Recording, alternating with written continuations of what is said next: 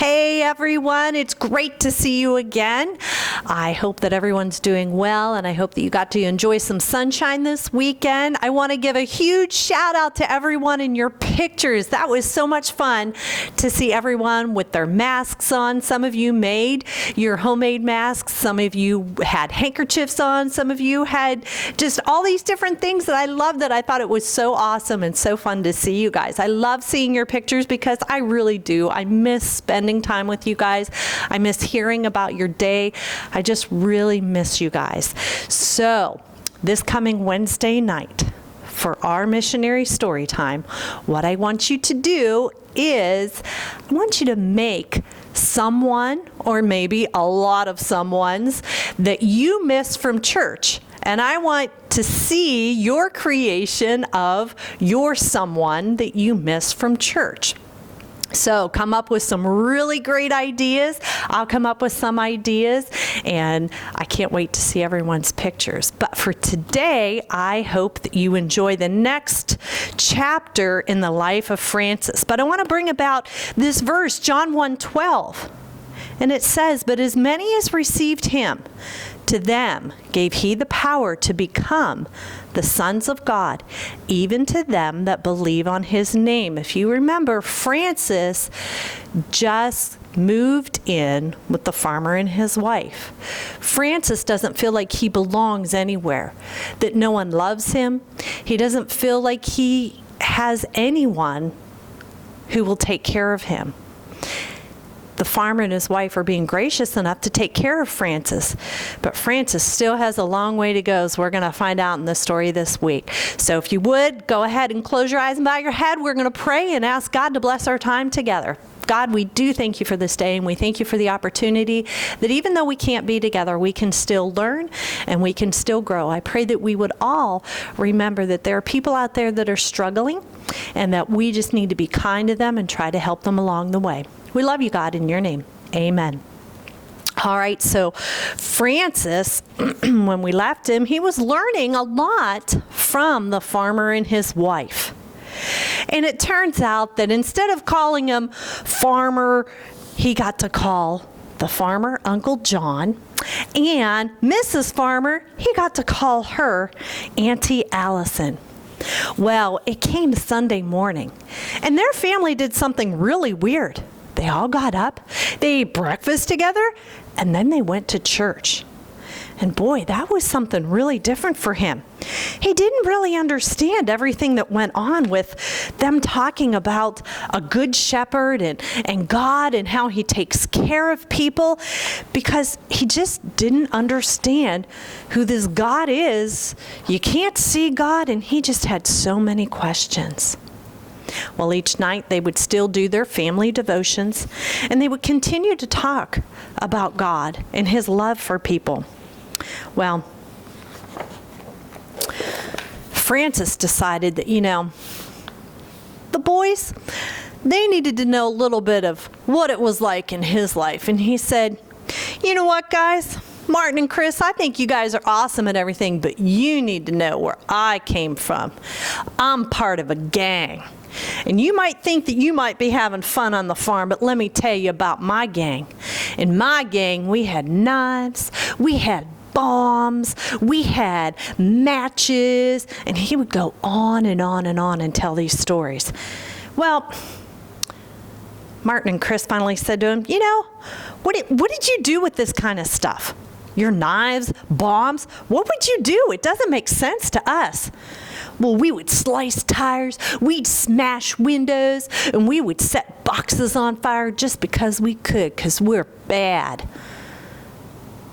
The boys thought for a minute, and finally, Chris had enough. Put his hands on his hips and said, "You know what? It's a whole lot more clever to make something alive that was dead than it is to make something dead that was alive. My dad was able to do that. We've seen him able to take care of our calves that are born, that aren't breathing, and he's able to make them come back to life. That's way cooler than smashing something and killing something and getting rid of something that won't be around forever." Well, That really made Francis upset. These guys don't even think I'm cool. Fine.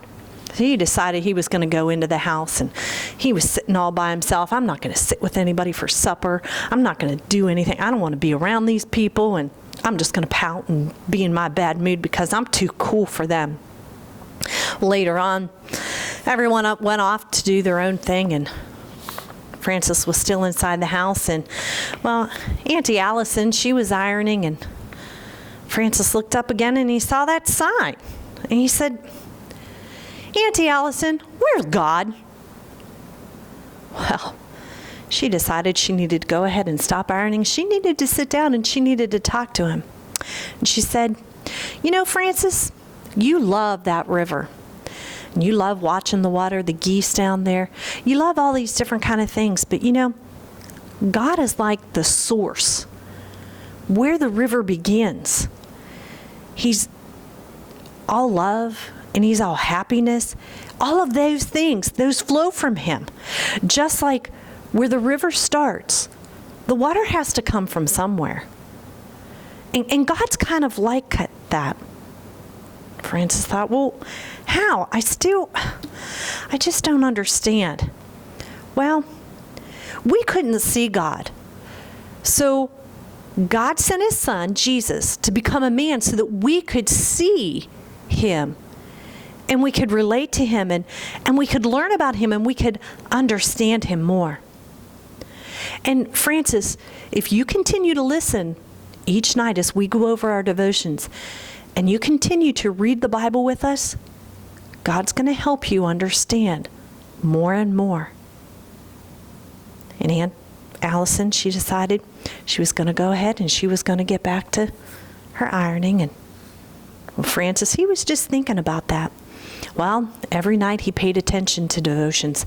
He paid attention to what they were talking about. They were getting ready to celebrate Easter, and they talked about Good Friday, and he didn't understand how Good Friday could be good if we're celebrating killing Jesus, and then Easter came, and we have to celebrate that he rose from the dead, which I don't understand, because if you're dead, you're dead. And he just had so many questions that he just didn't know what to do about. Well, one night he had a dream. He had a dream about, okay, so the river starts from somewhere. There has to be a beginning. And he had a dream about this brook, and coming out of this brook, he could see flowers and everything. And well, he woke up early that next morning because he had an idea. He thought, you know what? I'm a pretty good kid. I've been here, I've been sent to work, and I've been working really hard, and I deserve a day off. So I'm going to get up and I'm going to find where this river begins. I'm going to find this, and I'm going to be able to understand it more. So he decided he'd go ahead and grab something to eat, and then he'd go ahead and pack some biscuits and stuff like that in his backpack, and he was off. He got on that bike and he took off, and he was going to find out where this river started. So he started to go, and it's a far walk, a far travel to follow the river. And he kept pedaling and pedaling, and then he realized, you know what, this road, it doesn't keep following the river. So he found another home, and he asked the guy, may I please leave my bike here, because I just want to walk. I want to walk on the river.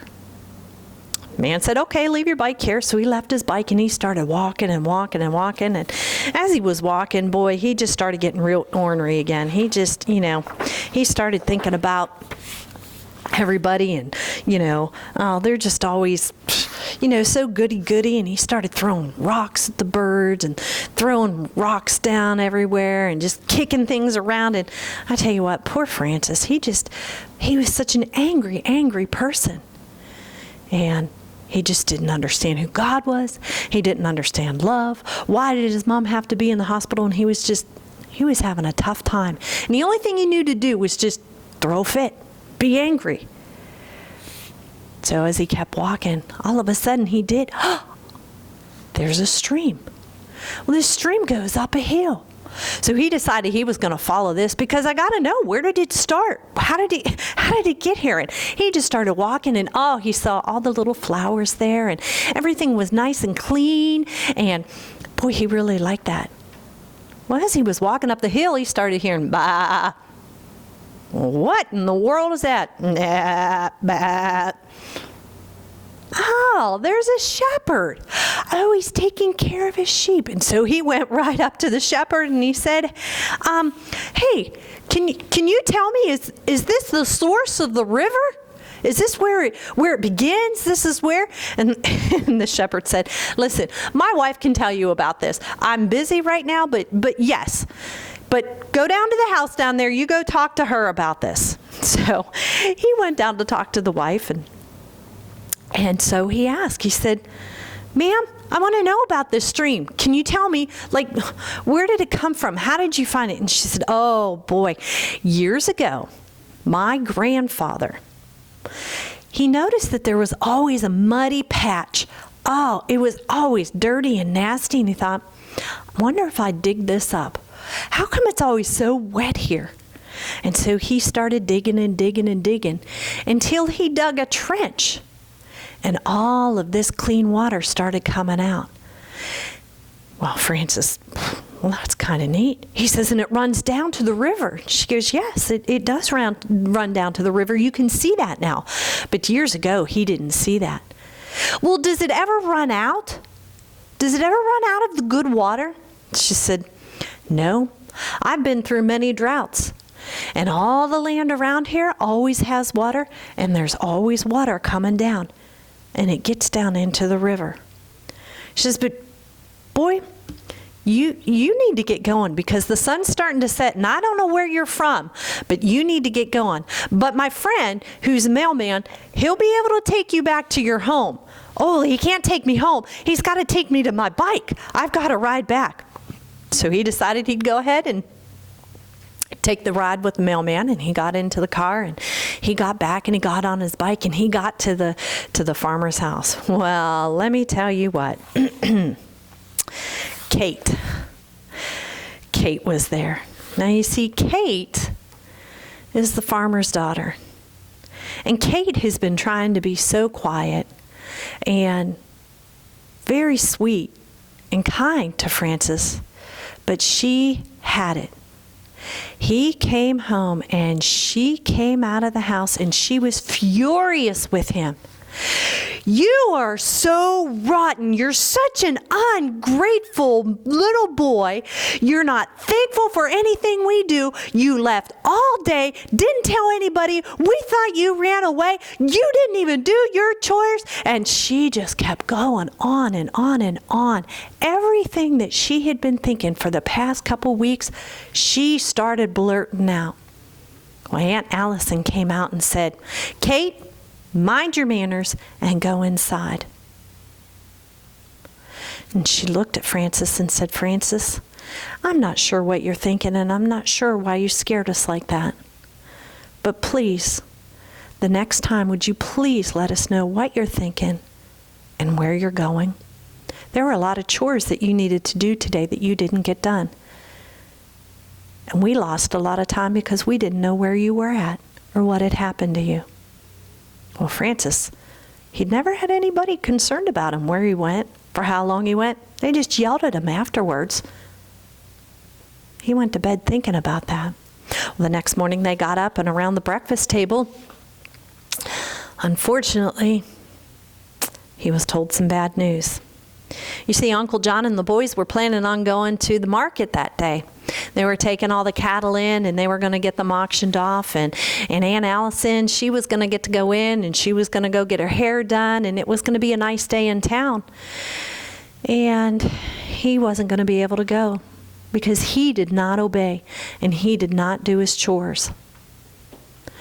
So he was going to be stuck at home with none other than Kate. They gave him a list of chores that he had to do, and he said, I'm not going to let that bother me. I'm not going to let them know that it hurts me that I don't get to go into town. I'm just going to stay here and I'll just do it. But I'm going to annoy Kate like she's never been annoyed before. And boy, oh boy, he went outside and he started on his chores, and he decided, you know what, I'm going to start singing really loud because she's sitting inside reading her favorite book. La, la, la, la, la, la, la, la, And oh, he went on, and Kate thought, no, I'm not going to let that boy bother me. I'm not going to let that boy bother me. And you know what she did? She went and she got lemonade and got cookies, and she brought it out. You can see those sitting there. Well, when she got outside, she saw that he really hadn't done anything.